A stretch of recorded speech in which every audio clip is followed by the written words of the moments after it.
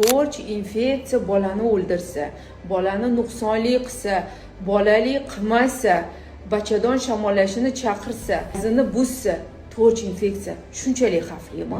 Ona qornidan bizda immunitet ishlaydi.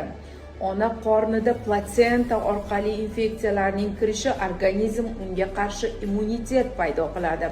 Tug'ilganimizdan so'ng ko'krak suti orqali infeksiyalarning o'tishi unga nisbatan organizm immunitet paydo qiladi. O'rnimizdan turib mushukka, kuchukka tegib silab siypaladik. Fast food gamburgerlar yeb yotibmiz. Mikroblar, infeksiyalar organizmga kirdimi, organizm unga nisbatan immunitet ishlab chiqaradi.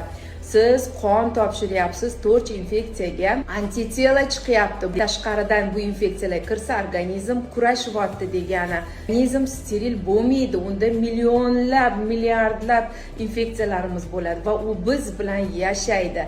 Biz bilan birga o'ladi. Torch infeksiyasiz odamning o'zi yo'q.